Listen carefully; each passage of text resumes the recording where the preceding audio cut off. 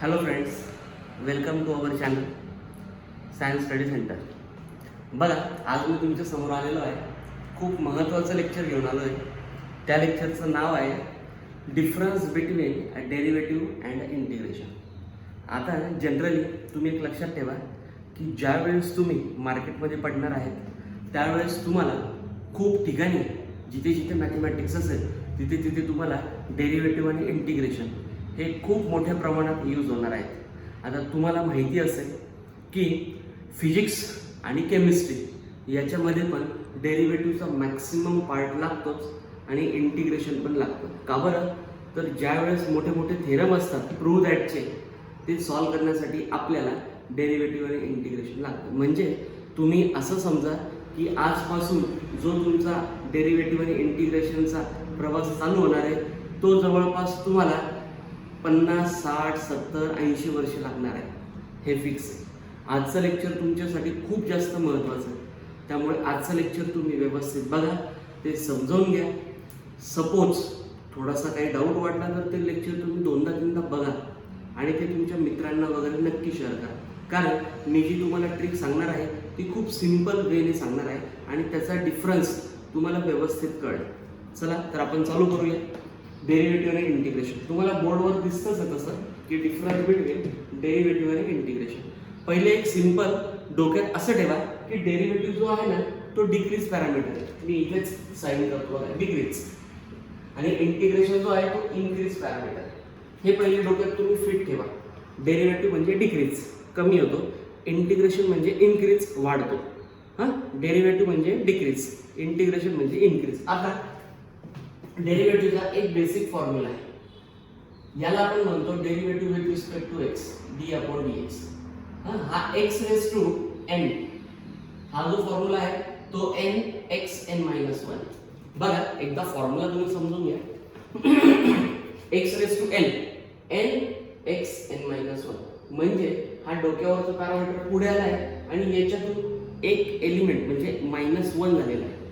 तसाच इंटिग्रेशनचं हे साइन लक्षात ठेवा, हे साइन इंटिग्रेशन. आणि हा dx होतो बरं का, इंटिग्रेशन dx. हा पण विथ रिस्पेक्ट टू x आहे. हा x रेज टू n घेतला म्हणजे याचा फॉर्म्युला याच्या अपोजिट येतो. कसा आहे तो फॉर्म्युला? तर हा त्याचा फॉर्म्युला आहे. म्हणजे काय माहिती का तुम्हाला? हा पॅरामीटर वाढतो, रेज टूच्या पॅरामीटरला n+1 हा पॅरामीटर वाढतो आणि तोच n+1 रेज टूचा जो आहे तो खाली येतो. प्लस हा कॉन्स्टंट आहे, c म्हणतात त्याला, कॉन्स्टंटला c म्हणतात. बरं, आता या दोघांमध्ये डिफरन्स काय आहे बघा. या दोघांमध्ये डिफरन्स काय? डिफरन्स बघा. पहिले तर हा जो आहे dx हा डिनॉमिनेटरला असतो डिफरन्शिएट करताना स्टार्टिंगला. हा जो dx आहे हा न्यूमरेटरला असतो कारण dx च्या खाली 1 येतो. हा आहे न्यूमरेटरला.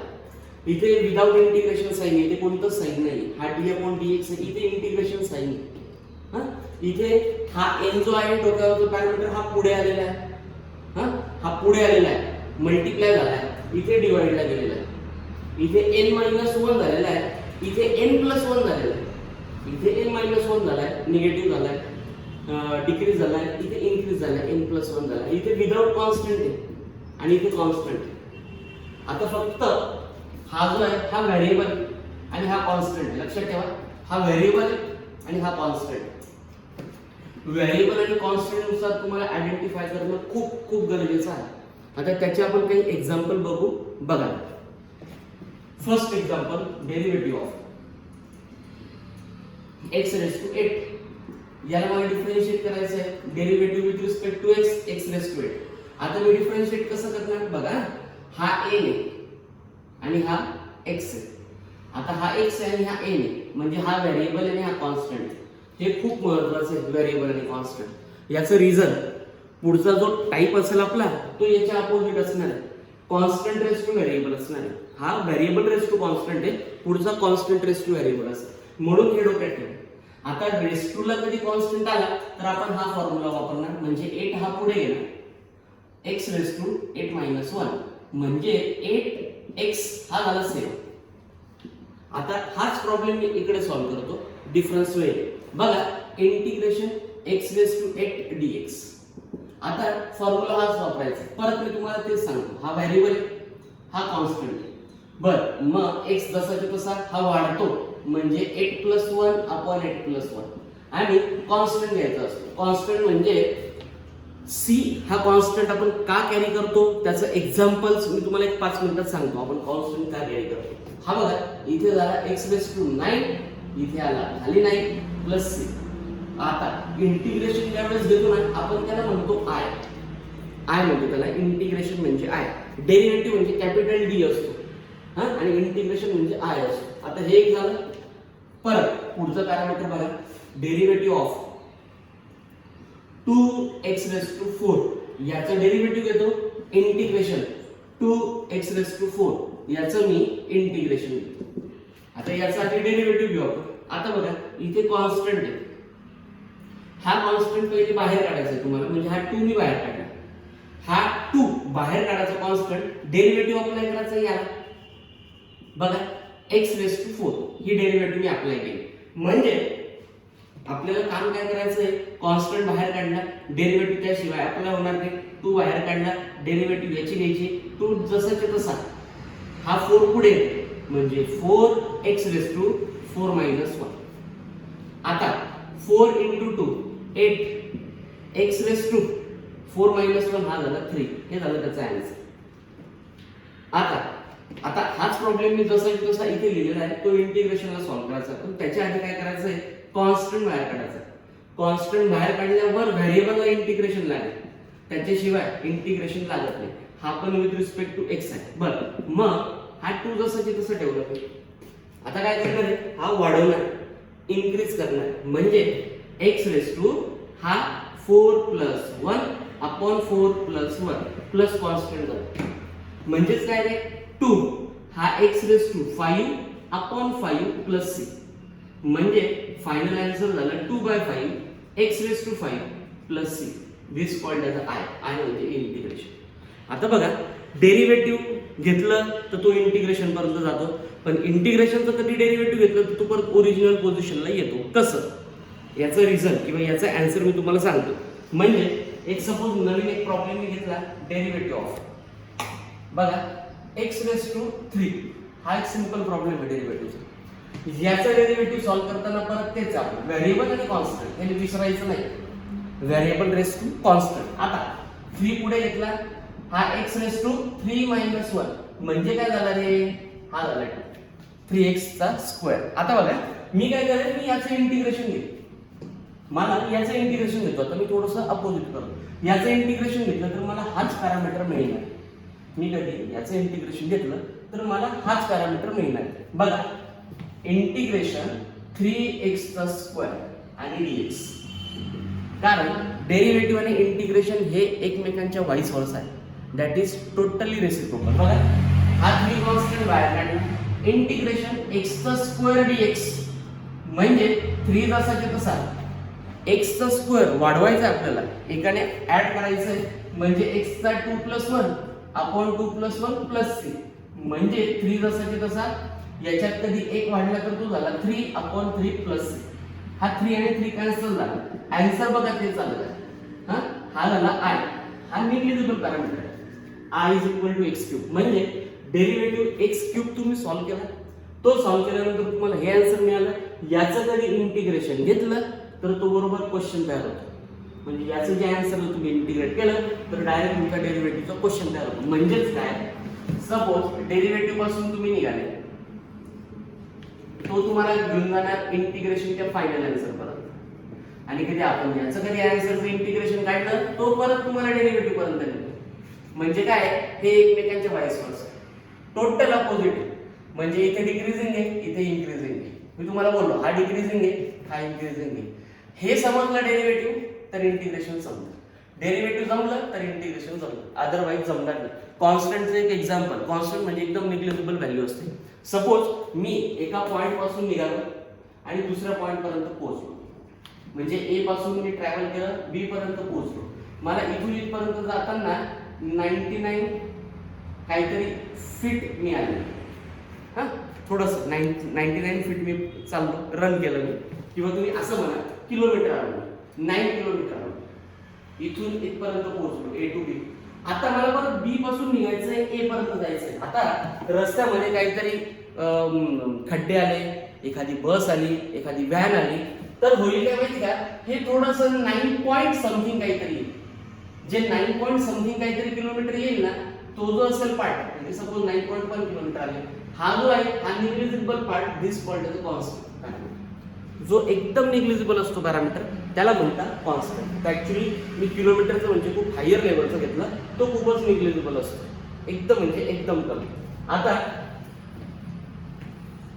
डेरिव्हेटिव्ह आणि इंटिग्रेशन याच्यातला अजून एक सिंपल आणि महत्वाचा टॉपिक मी आल्यापासून तुम्हाला एकच सांगतोय, व्हेरिएबल रेस टू कॉन्स्टंट. आता मी तुम्हाला फॉर्म्युला चेंज करतो. फॉर्म्युला असा आहे a raise to x. A raise to x म्हणजे कॉन्स्टंट रेस टू व्हेरिएबल. याचा फॉर्म्युला असा आहे a raise to x into log of a. थोडासा वेगळा आहे formula, a raise to x into log of a. आता इंटिग्रेशनला पण मी तेच करतो, a raise to x dx हा with respect to x.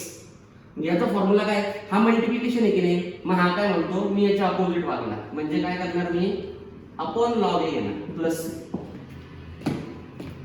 Variable raise to constant. आधी बघितलं हा कॉन्स्टंट रेस टू व्हेरिएबल, हा बघा हा constant raise to variable parameter. आता त्याचे एक्झाम्पल तुम्हाला घेऊन दाखवतो. हा जो पार्ट आहे व्हेरिएबल रेस टू कॉन्स्टंट आणि कॉन्स्टंट रेस टू व्हेरिएबल खूप खूप जास्त महत्वाचा आहे, खूप जास्त. बघा याचं एक एक्झाम्पल मी घेतो. एक्झाम्पल आहे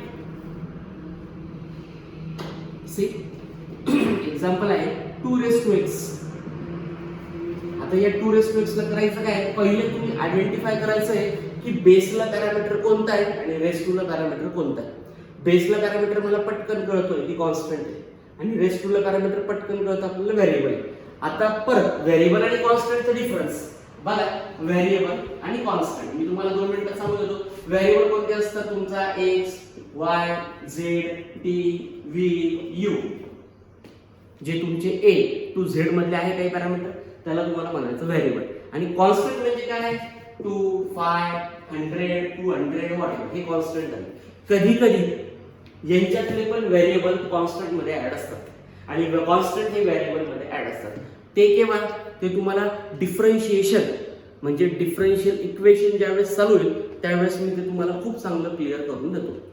बघा याचं एक्झाम्पल, इथे झाला हा कॉन्स्टंट 2 रेस टू एक्स म्हणजे कॉन्स्टंट रेस टू व्हेरिएबल जसं ते तसा लिहायचा हा parameter into log of 2 into log of 2.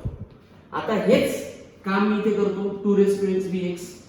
मग मी काय करणार, अपोजिट वागणार. इथे मल्टिप्लाय आलं, इथे डिवाइड लागेल, इथे मल्टिप्लाय आलं, इथे डिवाइड लागेल, इथे कॉन्स्टंट नाही, इथे कॉन्स्टंट लागेल. सी लिहून ठेवायचं. लिहिला म्हणजे 2 raise to x upon log 2. याच्या अपोजिट हा वागणारच 100%. परत सांगतो मी तुम्हाला एक example, derivative of 5 raise to x. आता या 5 रेस टू एक्स ला परत आपल्याला काम काय करायचं बघा. 5 म्हणजे पहिले तुम्हाला आयडेंटिफाय करायचं आहे दिस इज कॉन्स्टंट और variable. This element we know constant parameter, this is the variable parameter. So आपल्याला again this one formula, most important formula is there. So 5 raise to x is as it is and log of 5. Constant लावायचा नाही, derivative. परत इंटिग्रेशनला मी काय करणार आहे 5 raise to x dx. मग आता हे सॉल्व्ह करताना मी काय करेल 5 रेस टू एक्स घेणार, इंटिग्रेशन म्हटलं तर याच्या अपोजिट म्हणजे डिवाइडला जाणार लॉग ऑफ 5 प्लस 6. याच्या अपोजिट पॅरामीटर इथे अप्लाय करायचा. आता परत एकदा मी तुम्हाला डिफरन्स सांगतोय. बघा डिफरन्स जो आहे डेरिव्हेटिव्ह आणि इंटिग्रेशन मधला, आज हे पहिलंच लेक्चर आहे आपलं डिफरन्सचं. असं बघायला गेलं तर डेरिव्हेटिव्ह आणि इंटिग्रेशनचं डिफरन्सचं भरपूर पॅरामीटर्स आहेत की जे तुम्हाला समजावून देणं गरजेचं आहे. पण आता आपण आजच पहिल्या लेक्चरमध्ये फक्त थोडंसं आपण सेपरेशन बघणार आहे. त्याच्यानंतर आपण डिफरन्शिएशन एक युनिट चालू करणार आहे आणि इंटिग्रेशन युनिट चालू करणार आहे. तुम्हाला डेरिव्हेटिव्हवर जवळपास 80% आणि इंटिग्रेशनवर 80% असं सिलेबस आहे असं समजा तुम्ही. म्हणजे मॅक्सिमम मॅथमॅटिक्स मध्ये या 2च गोष्टी येतात आणि या 2 गोष्टींसाठी 2 फॉर्म्युले खूप महत्त्वाचे असतात. कोणते बघा, व्हेरिएबल रेस टू कॉन्स्टंट आणि constant raise to variable. Variable raise to constant, constant raise to variable. मग हे दोन्ही फॉर्म्युले डेरिव्हेटिव्हला पण लागणार, हे दोन्ही फॉर्म्युले इंटिग्रेशनला पण लागणार. एकदा शॉर्टकट पटकन मी तुम्हाला डिफरन्स सांगून देतो. ज्या वेळेस तुमचा parameter variable raise to constant असेल, व्हेरिएबल रेस टू कॉन्स्टंट कोणतंही घेऊ शकतात, n मल्टिप्लाय झाला याच्यातून एक कमी झाला, n मल्टिप्लायला याच्यातून एक कमी झाला. इथे अपोजिट झालं, n डिवाइडला गेला आणि एक ऍड झाला, n डिवाइडला गेला एक ऍड झाला. इथे dx हा डिनोमिनेटरला आहे, इथे dx हा न्यूमरेटरला आहे, मल्टिप्लाय आहे. हा इथे कॉन्स्टंट आहे, इथे कॉन्स्टंट नाहीये. हा याचा प्रॉब्लेम बघितला बघा, x रेस टू 8 प्रॉब्लेम दिल्या first you have to check this base parameter is variable or constant. So this is the variable parameter v raised to c, that is x raised to 8. Formula हा वापरला मी आणि answer काढला. त्याच्यासारखं integration घेतलं नाही, x raised to 8 again we have to check v raised to c or c raised to v. So variable raised to constant आहे म्हणजे x raised to 8 आहे. मी काय केलं, वाढवलं. इंटिग्रेशन आहे ना, इनक्रीज करायचं, इंटिग्रेशनला इनक्रीज करायचं, डेरिव्हेटिव्हला डिक्रीज करायचं, इंटिग्रेशनला इनक्रीज करायचं, डेरिव्हेटिव्हला डिक्रीज करायचं. इंटिग्रेशनला इनक्रीज केलं बघा, 8 + 1 8 + 1 म्हणजे x raise to 9 upon 9 plus constant, constant येणारच पॅरामीटर. हा एक टाइप झाला आणि हा एक टाइप आहे फॉर्म्युलाचा. हा constant raise to variable, constant raise to variable केवळ काय याच्यात a raise to x as it is लिहायचा आणि लॉग लावून कॉन्स्टंट लावायचा, लॉग लावून कॉन्स्टंट. मग इथे मल्टिप्लाय झाला की नाही, मग इंटिग्रेशनला डिवाइड झाला. इथे मल्टिप्लाय झाला, इंटिग्रेशनला डिवाइड झाला. मग इथे कॉन्स्टंट नाही आहे, इथे कॉन्स्टंट जाणार. म्हणजे मी इथून चालायला लागलो डेरिव्हेटिव्हला, 100 पावलं गेलो, एका डिस्टन्सला पोहोचलो, तिथून मी परत आलो तर 101 पावलं झाले, 101. म्हणजे जो आहे त्याचा डिफरन्स म्हणजे कॉन्स्टंट झाला. बघा इथे मध्ये एक एक्झाम्पल घेतलं, 2 raise to x parameter. First again check the parameter, this is the base parameter constant and this is the variable, so apply this one formula. Constant raised to variable 2 raised to x, 2 raised to x multiply करायचा log 2, परत हा झाला तुमचा constant raised to variable dx. Again integration असल्यामुळे हे तुम्हाला कळलं म्हणजे डिवाइड ला घ्यायचा log 2 प्लस. तर या पद्धतीने पहिलं सेशन आहे जे डिफरन्स आहे डेरिव्हेटिव्ह आणि इंटिग्रेशनचं, ते इथे कंप्लीट होतंय. तुम्हाला आता कोणतंही डेरिव्हेटिव्ह इंटिग्रेशनचं पुस्तक बघा, ज्या वेळेस पहिला प्रॉब्लेम आहे त्यावेळेस तुम्हाला फक्त पहिले एकच गोष्ट बघायची आहे, this problem is constant raise to variable और variable raise to constant. First you have to check that parameters, again that parameter you have to solve. एकदा हे व्यवस्थित बघा, व्हिडिओ 2दा 3दा बघा, सबस्क्राईब करा चॅनलला. Thank you so much.